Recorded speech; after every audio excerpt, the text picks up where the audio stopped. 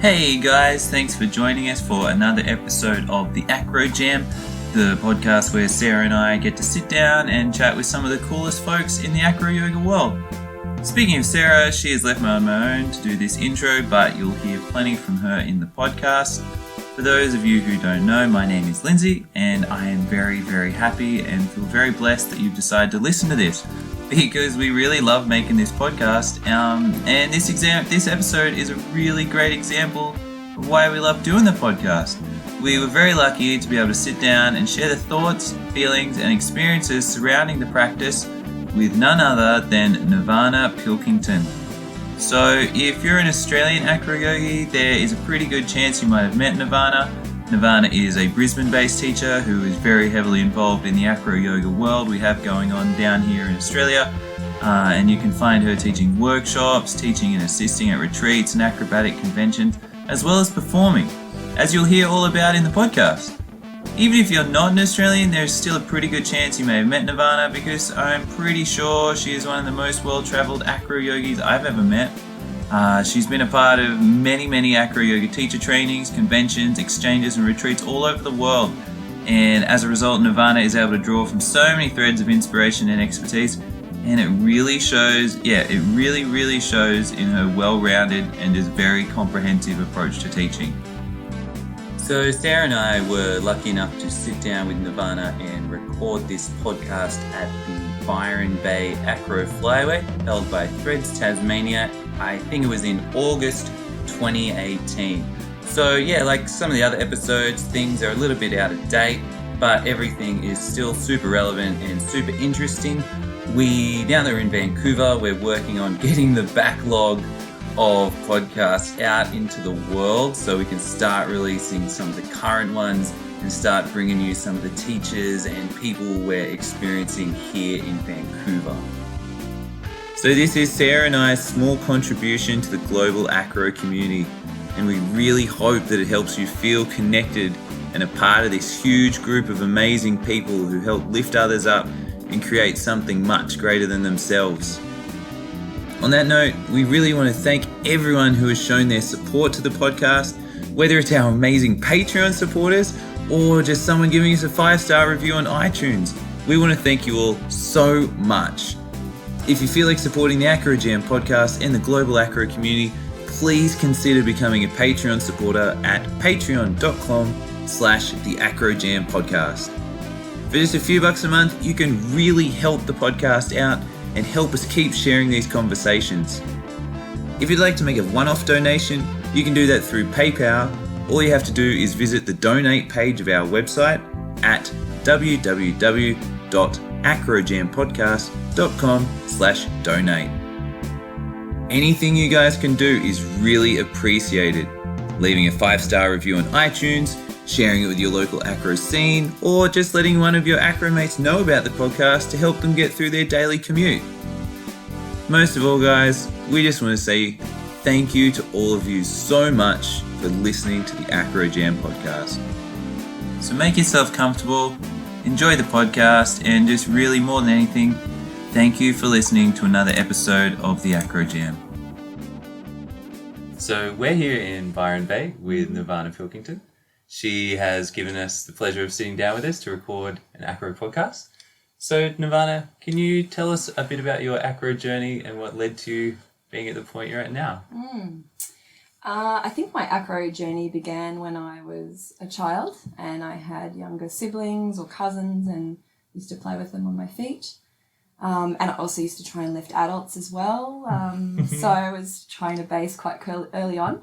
And then when I was 32, I went to a circus school and I went to hang out with a friend actually and just do something together, and came across a Volcano Women's Circus, which is in Brisbane, and they have their Circus Essentials class pretty much does lots of different things in it, but I was really connected to the pattern acrobatics or the acro balance part of it, so that's kind of where my journey started. Oh, fantastic. And so after training with them, what made you continue to practice? What was it that caught your attention and wanted you to continue working on this? I just kept I started with them, and then I went to classes somewhere else, and then I had an acro partner, and then we started creating things to perform, and then that acro partner got sick, and then I had another acro partner, and we then would perform as well. So I guess the performance element was also the creating was fun. Yeah. As well as the skill. Yeah. And then for quite some time, I found at that point in time, you could go to circus classes and kind of do a certain level of acrobatics. And then there was really professional. There wasn't this, like what is now, there wasn't all this space in between. So, you know, to get better, you had to train with someone yourself and maybe get private classes. So that's what I did for quite some time. And I had a handstand trainer and just kind of worked with different people and did tumbling and various other kind of movements. I also, at the same time, was doing yoga quite a lot. Yeah. And when I started doing my yoga teacher training, I started working with Renee, who was my yoga teacher at the time, or one of my yoga teachers. And I also met her at Volcana doing an aerials class. Oh, so she had the circus connection too. She'd been in training in China, and she actually knew Jill. She knew Jill from Jill and Heidi in Montreal. Yeah. Met her there with her ex-partner of her children in China. So it's a small world. And so she's like showing me these videos on YouTube going, oh, like check out this acro yoga stuff. There was a teacher in Brisbane that did it, but the one class that I did do was still fairly, I guess, elementary. Well, when I say elementary, it was just like in the circus that I had done, I'd kind of done similar skills and it wasn't pushing me, which is what I was looking for. Yeah, I understand, yeah. So Renee and I just spent a lot of time copying videos because there was no real teacher in that area. No. There wasn't, and this is 7 years ago or something when we started. So we played together doing Acro Yoga for quite some time, and then we started kind of doing some, because I was also teaching a little bit of acro with Volcana. So I went to Montreal and did some training, but we also taught some classes, both aerial yoga and acro yoga combined, which we think that's pretty unique. Something that hadn't been done in the world. What do you call that? No, we didn't come up with a name for that. We just called acro play, but acro play classes. But I don't know, acro aerial.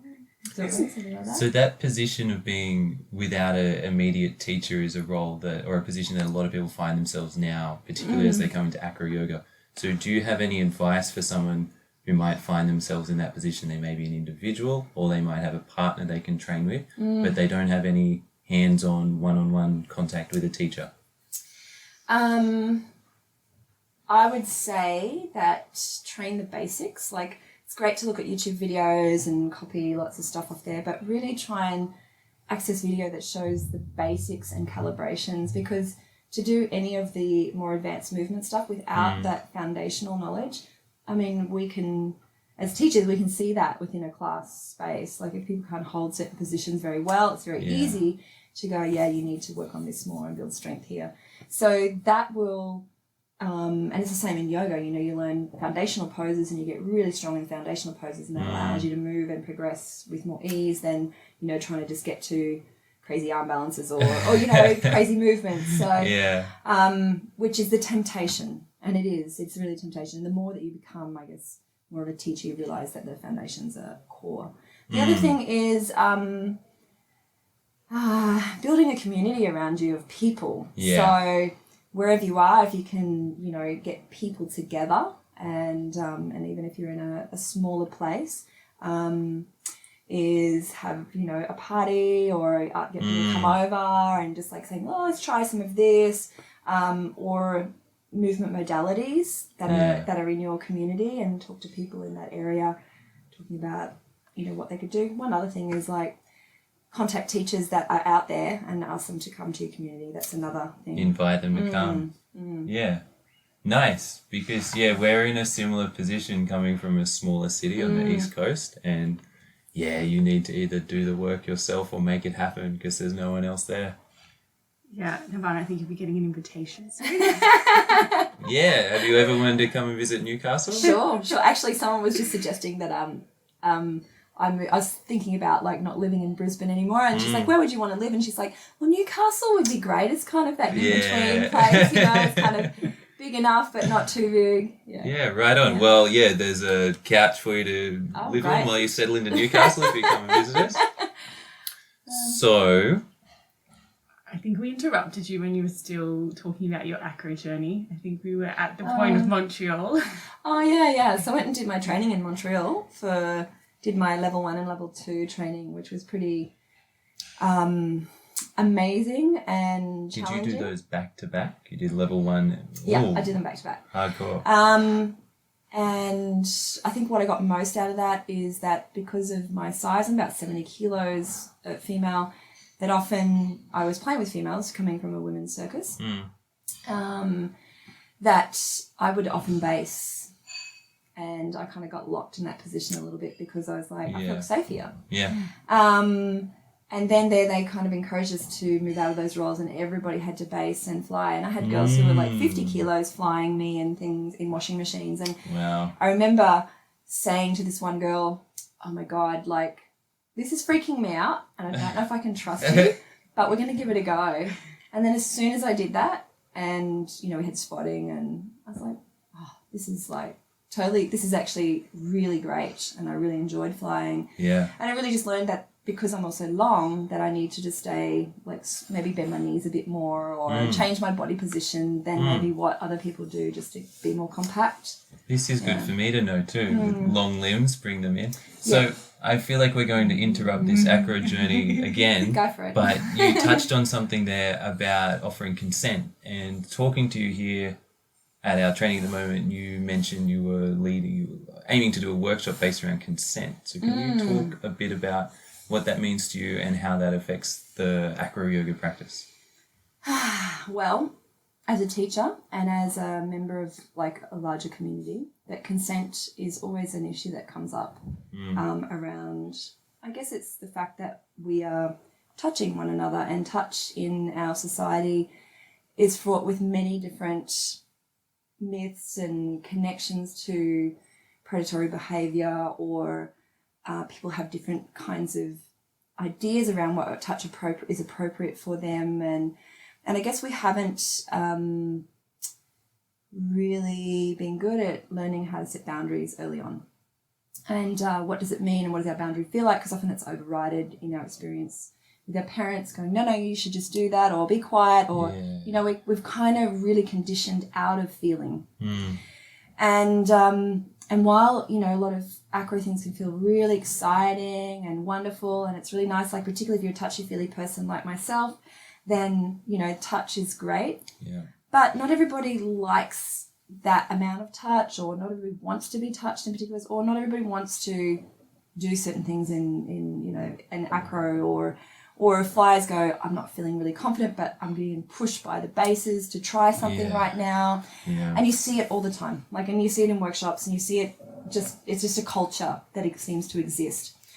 So what I'm really interested in is the relationship that we form in acro. Like that, I think that's to me why I started acro, was so I can hang out with my friends. Yeah. And to do something fun while hanging out with my friends. I mean, that's kind of why I do it. And so then with this other training that I've done, we look at consent, because consent is such a big part of being able to touch somebody. And knowing boundaries, and knowing how to feel it in a somatic way, which means how to sense the internal processes that are going on in your body to inform you of, making decisions. Yeah. So the consent work is really based around constructing a really strong no and feeling what a no is, like so establishing a boundary. Also learning to hear no, because often when you hear no, you feel rejection and you kind of contract. So naturally we kind of like, they don't like me because they don't want to play with me. When actually maybe in that moment they're just exhausted and they just want a moment to kind of settle in, or they've just arrived, or they've just had someone, some sad news, or we don't know. For sure, yeah. So it's learning to hear and learn how to use gratitude as a way when someone sets a boundary. Like that really, if someone tells you how they can interact with you, I think that's actually better than not knowing. Yeah. And then learning, like, what is enthusiastic consent? What is your real yes? and some doing exercises around that.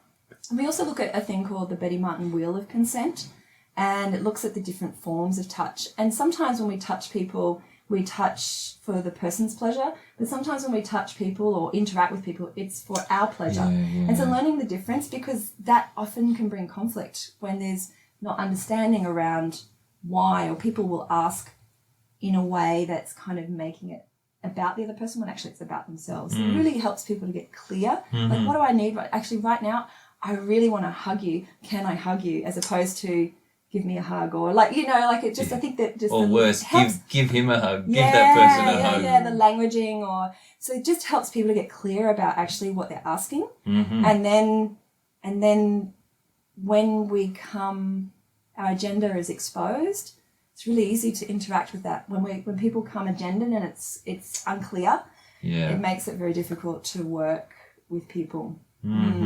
And causes conflict, and then it just exacerbates because people then contract and So following certain Acro Yoga social media posts and pages, I'm finding that this idea of consent and what is incorrect, especially when it comes to touch, what is correct, incorrect touch, it's becoming much more of an issue now, more than it ever been. I think it was probably something that was reasonably ignored or not even looked at within the acro community. So do you have some small examples or small exercises that someone could take to their local jam community or to their small class that they could incorporate? Yeah.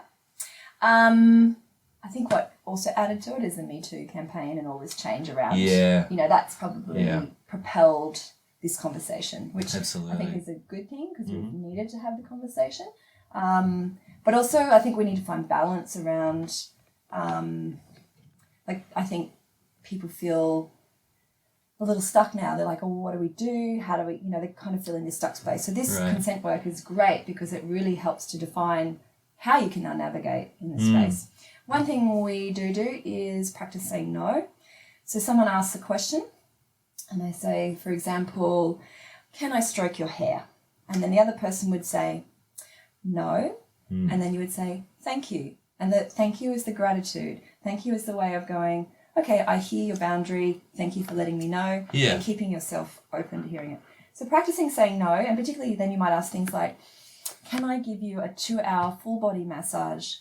And then you're like, no. Like, so you can start to ask questions that are a little bit more challenging. Practicing the art of saying no and getting really clear.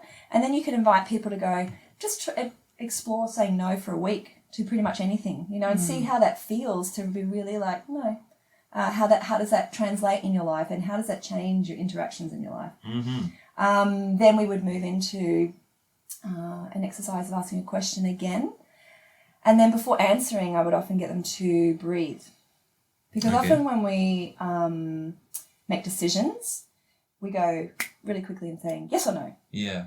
But the body, which is where we feel consent, is within here, not in our brains, is that it's a sensation we feel inside. And when we don't feel consent, we get a little like mechanism that kind of reacts in our body. And by having a breath, we're able to feel.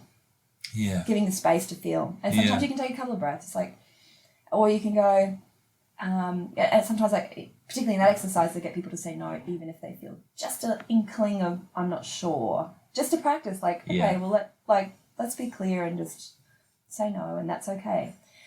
And then watching the desire to want to tell why I said no. Almost like that, oh no, but I really want to, but because this thing and it's like, not no, having you don't to justify need to justify why. like that.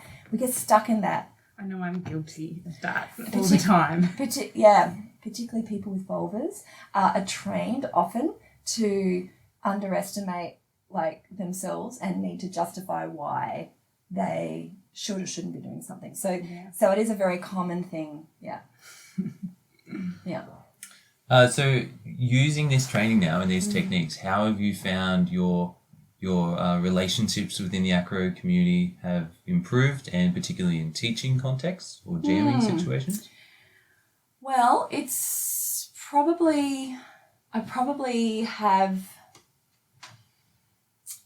I see it in my whole life as opposed to just that context. I feel like it informs me, because I feel if I don't feel consent in my body instantly, I feel the trigger.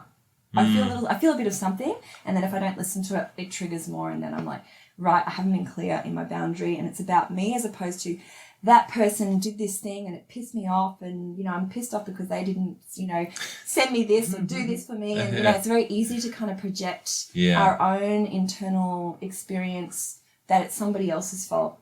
And yeah, maybe they could have done those things, but actually, did you ask for those things? Were you clear about that? Did you, you know, make it really obvious to them that that was what you needed? And without that experience, then it's really hard to, you know, to change anything. So it's about learning how to feel the sensation, come back to yourself.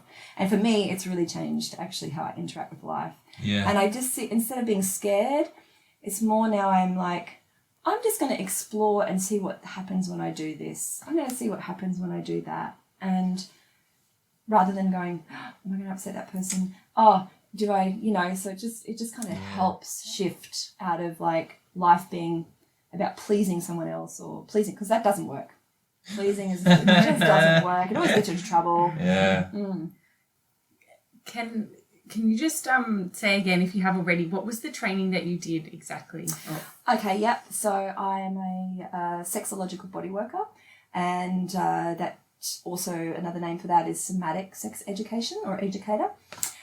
So I teach people about sex and sexuality, and I teach people about I guess how to get in touch with their bodies if they've got any issues with their bodies, or if within relationships there's mismatched libidos, if they want to become more orgasmic, so their bodies just want to experience more pleasure in their body, changing habits. You know, we all have habits around our sexual pleasure that often stem from teenage years, and, you know, we have all these kind of systems or life experience that's kind of suppress the way in which we express ourselves. And also our education when we're young is pretty much about not getting pregnant and not getting an STI, you know, and the functionality of like penis goes into the vagina, you know, or whatever, depending on who your sexual partner is, you know, as to where that goes. And even then actually it's pretty heteronormative, our dialogue in the classroom. That's for sure, So it's very limited. And it's not really teaching you anything about how to connect to the beautiful life force energy that we have, and actually how we also need to manage it. I mean, you know, for many people, you know, they can experience this intensity that when they have erotic energy arise, and then that becomes an agenda around touch. You know, they come at people wanting touch because they've got this energy which they haven't learnt to be able to manage. And so the sexological bodywork is a way to learn how to manage that within you as well. So for someone who's interested in this sort of training, where should they start looking for information? So if you're coming as wanting to do the training yourself, I went through the Institute of Somatic Sexology with Deej and Uma. And you can do trainings. It's mainly online in the beginning. The first 2 months is online, and you get friends and people you know to kind of be the guinea pigs for all the different. So you have to be comfortable with asking people to say, hey, I want to be able to learn how to do this. Would you be able to work with me in this particular area of my coaching? And then we go to an intensive, and I did my intensive in Thailand. They do them at various places around the world. And then I do 20 supervised sessions with people, and then you get certified. And also several assignments and things like that as well. They come on. It's a pretty intensive course, but like life-changing. Right on. Super interesting. You're certainly the first sexological bodyworker I've met. I think it's really great that you can combine this knowledge with Acro Yoga and bring things from that training to the Acro Yoga world. Yeah, I think that's even more unique. Like, that's a lot of very interesting backgrounds to bring to the practice. Not many people can offer that. But I know that you've also combined Acro with other social issues. Can you tell us a little bit about those? So with I guess, women that I've met through Volcana, and actually one right now. Rachel is my acro partner, and so a couple of years ago we did a performance that was based around, it was 4 of us actually, based around our experience as women that made us contract or feel less or whatever through our life. And then we physicalized that and made a performance piece out of that. And so, which, yeah, is certainly a very fun way to kind of connect to things that are important to us. And then at the moment, we're also doing one around plastic use, because that's a huge issue. And it might not be sexy, but like that's, but I think it's something like, and I guess we're not going to necessarily do something that's preachy, because, you know, most of the people that we will probably perform to are people who already are on board with this. But how can we maybe, is there some other ways in which, because I think sometimes, you know, well, I take my take my bags to the supermarket, so I'm doing my thing.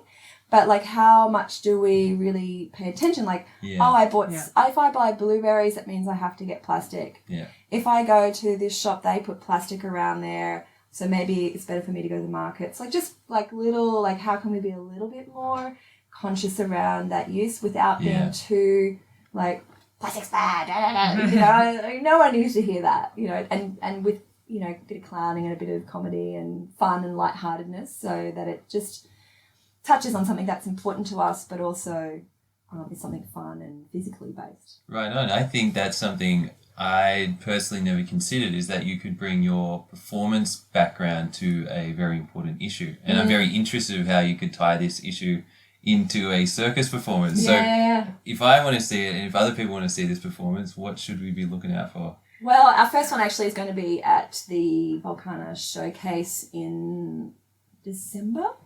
And then after that, we'll just have that on our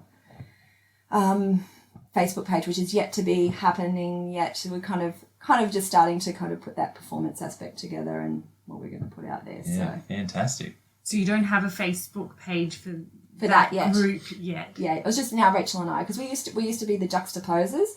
The Juxtaposers. That's good. But yeah, so that was before, but yeah, for now, we're thinking of a name now to kind of, for our little duo.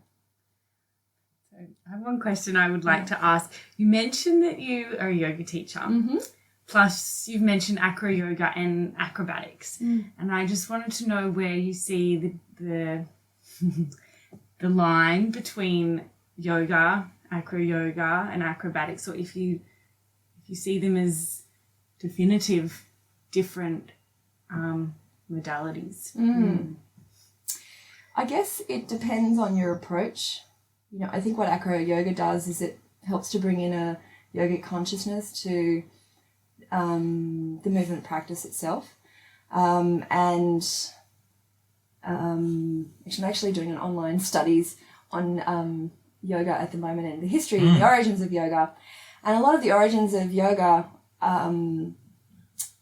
the postural stuff came in kind of as a way, it was one of the systems in which you could start to kind of bring heat into the body. And the heat was a way, and connect then to the breath, because it kind of stems from the Brahmin ritual, which was, 2,000 years ago, where they do these fire ceremonies where they put the gems in and put all their worldly possessions in, and then the smoke that rose from it was this way of connecting to the gods and satisfying the gods. So, but it then became an internal process with the ascetics that would go into the forest, and so one way of kind of creating fire and heat was through postural yoga.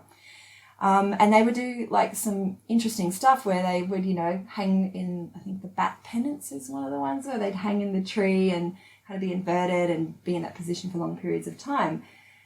So I guess yoga and acrobatics, acrobatics in a circus sense, to me is probably less yogic, but when you start to bring in like the qualities and the elements, I guess that really you can make anything yogic or yoga. It's a way of life, a way of experiencing the world, and just bringing any kind of, mindfulness to what you do, breath, movement. You can really, I guess, in a way, make anything yogic.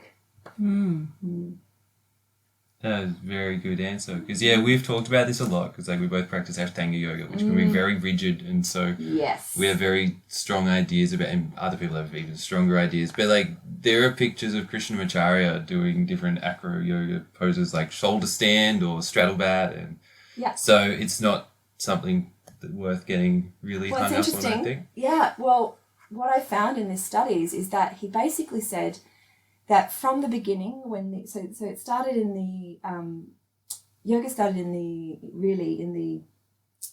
forest with these ascetics, and he said from here there was various teachers in the forest, and it was a mixture of Jainism, Buddhism, Hinduism. There's like a whole range of different backgrounds, and then schools formed.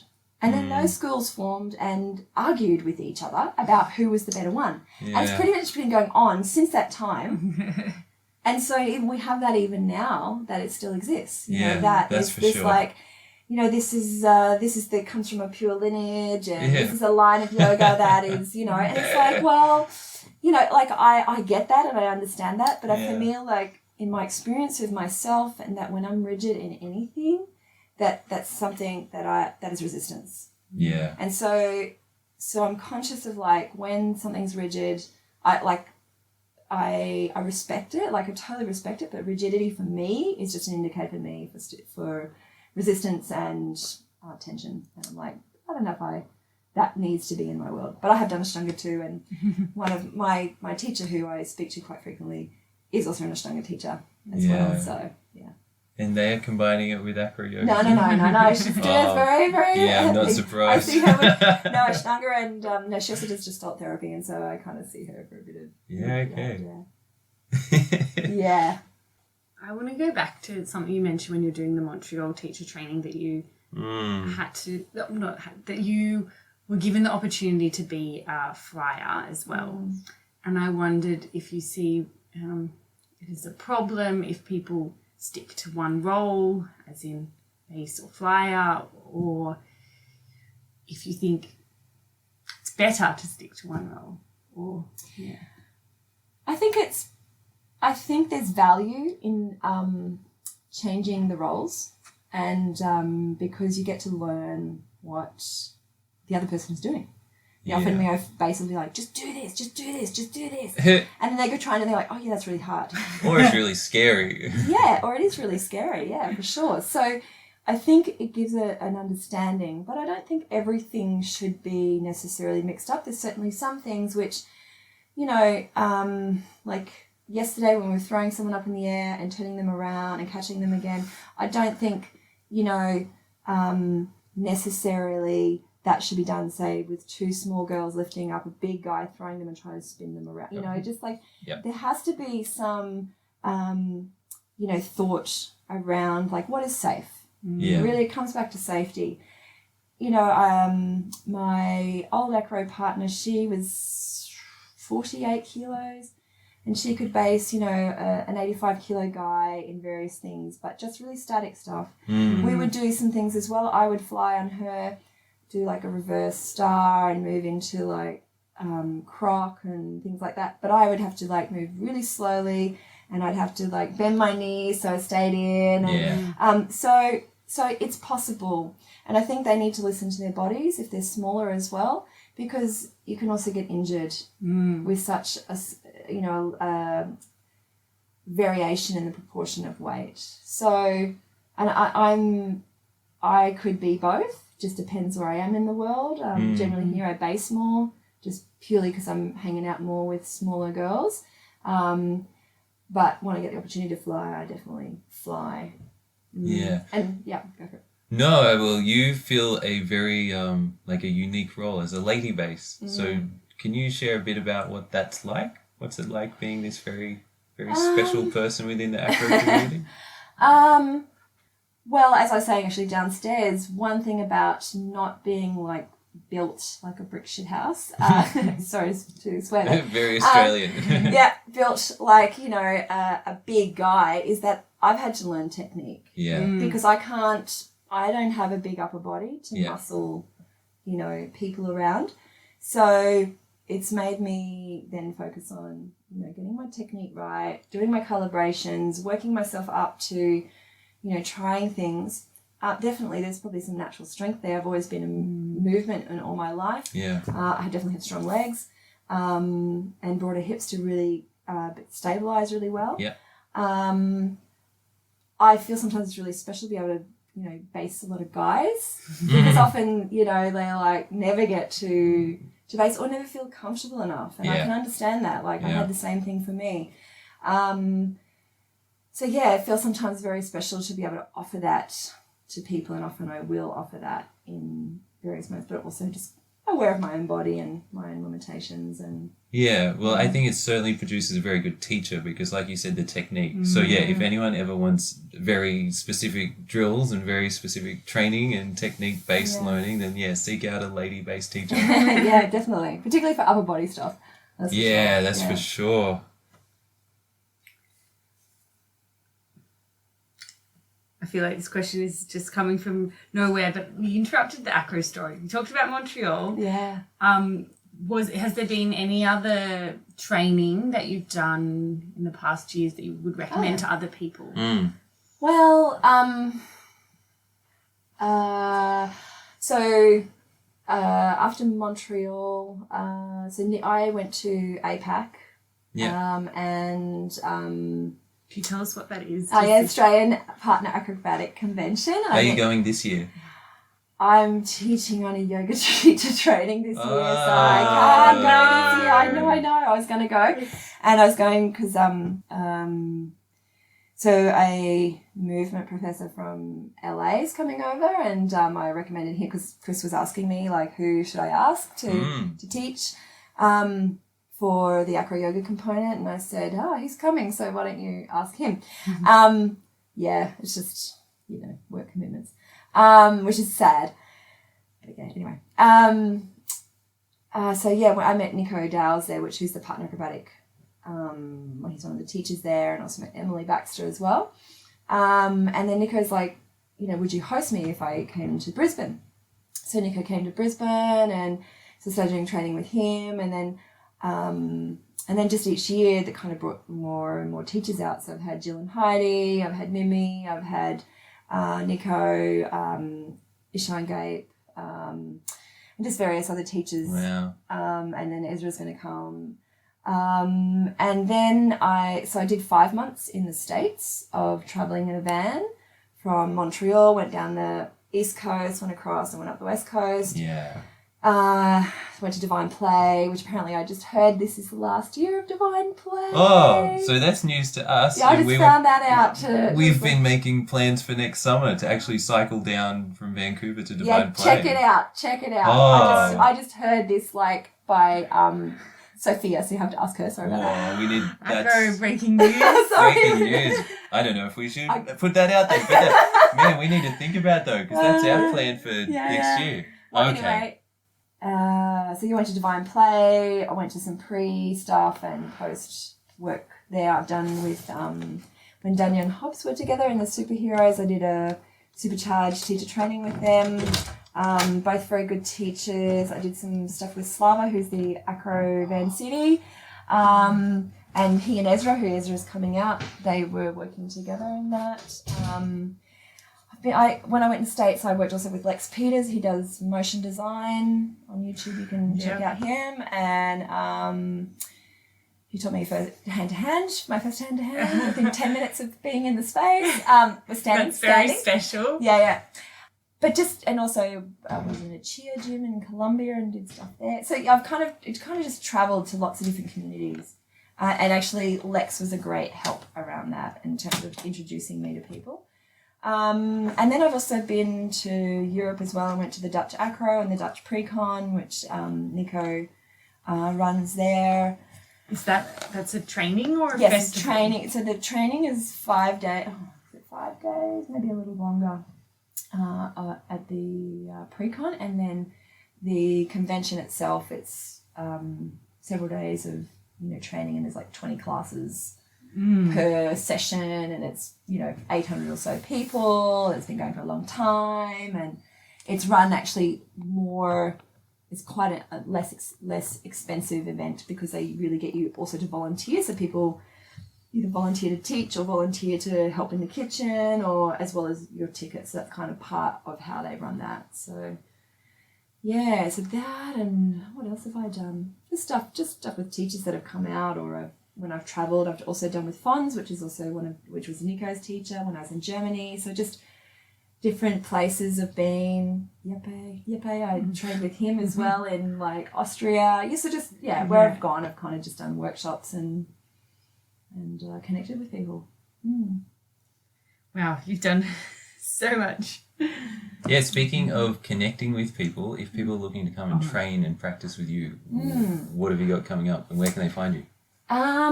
Well, I'm in Brisbane, and if you look up Acro Yoga Brisbane, I generally post most of my things on there, or also Nirvana.Pilkington on Instagram as well. I also post things on there as well. Website to come. It's in the process of being remade. So what at the moment teaching a foundations class and a funky flows class. Cool. And we're having an acro camp in Bellingen. Yeah, we saw that. Yeah, so it's donation based, and the money is going towards like a local charity. Yeah. And then also next year, Ezra is coming to town, and there'll probably be like Nico and a few other things coming along as well. And yeah, so I usually don't teach that much over Christmas, New Year's. I kind of give myself a bit of a break at that time of the year in terms of acro, but there may be a workshop or two. Just depends on what's happening, what's asked of me. And then also, I usually teach a lot of beginner classes at various studios in Brisbane, so they usually just ask me to come in and teach classes. So yeah, if you're in Brisbane, keep an eye out for Nirvana. We were super excited to see the Acro camp out come up from Bellingen. We've got something else on that weekend. So what can people expect for the weekend?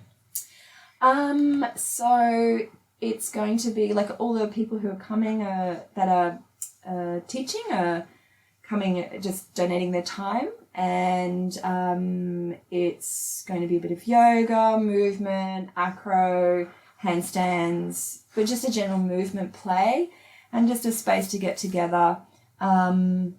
And yeah, just a bit of fun for a couple of days, so it'll be just a nice space to connect and then also raise money for something local. Fantastic. Yeah. Is this going to be the first of many? Well, it's actually being run by Ilka. She's from Germany, and she comes and spends time here in Australia and spends time in Germany, and she runs these in Germany. And funnily enough, when I was in Germany, I was bumped into her acro partner, not knowing that we had that connection, and we played together, and he's like, can I take a photo for this popping workshop I want to do? I'm like, yeah, let's do stuff. And then he was doing it with her, and she's like, I know this person, that's Nirvana. How did it's just it's so small. It's so small acro world. So she's going to come over and run that together with me. So right on. It looks really cool. I'm glad something like that's happening in Australia, because we've seen like there's a Seattle acro camp out and other stuff happening on the west coast of the US, and so hopefully Australia is catching up. I've been to an acro camp, not in Seattle, but I went to one in where was it? Ithaca. Oh, no, it wasn't in Ithaca. Massachusetts. Yeah, Massachusetts. I went to one straight after I went to another, like a second Montreal training. And we drove down and went to an acro camp, and it's great. It's kind of people in that situation, people offer to make offerings to teach things. Yeah. And so some people might do like, we're going to teach this washing machine, or we're going to teach a bit of hooping, and then it was like even things like screen printing, like people just offer various different things. They had slack lines, and then at night it was like camping and schmores. Which was, I found out what that was. I never knew what a Super schmore was. American. Yeah, totally. And just a lot of getting together and having a great time. So yeah, it was great. Awesome. Yeah. Hopefully the Bellingen one can live up to the American ones. But yeah, if only we were going. Looking at the time, we've got to get back to training. So thank you, Nirvana. This has been really nice. Much. Thank you so much for sharing all of your knowledge. Giving us heaps of ideas and things to think about too. Well, thank you for inviting me along. It's been great. Super welcome. Hey guys, thank you for joining us for another episode of the Acro Jam podcast. If you would like to help out the Acro Jam podcast, please consider becoming a Patreon supporter at patreon.com/the Acro Jam podcast. You could also make a one-off donation using the PayPal donate button at acrojampodcast.com/donate. Another really great and really easy way to support the Acro Jam podcast would be to like and subscribe on iTunes, leave us a 5-star review, or you could even write a review. But if you don't want to do any of that, just thanks for listening. The fact that anyone wants to listen to this is more than enough for us. But if there's someone you think might enjoy this podcast, or if you think your local Acro group would benefit from it, make sure you share it with them. Tag us at the Acro Jam podcast. And together we can help grow this podcast into something that can make a positive impact on the Acro community. If you want to keep in touch with the podcast, you can find us on Facebook at the Acro Jam Podcast. Instagram is the same name. And like we mentioned before, there's a new website. Make sure you visit acrojampodcast.com to make sure you stay up to date with everything we have going on and catch all the latest episodes. And finally, little personal plug. If you want to catch Sarah and I's Instagram and, give us some motivation to actually do something with it, come have a look at Acro Yoga Newcastle. Be our friend, subscribe, give us a heart, or do whatever you do on Instagram. Cool. See you for next episode, guys. Peace.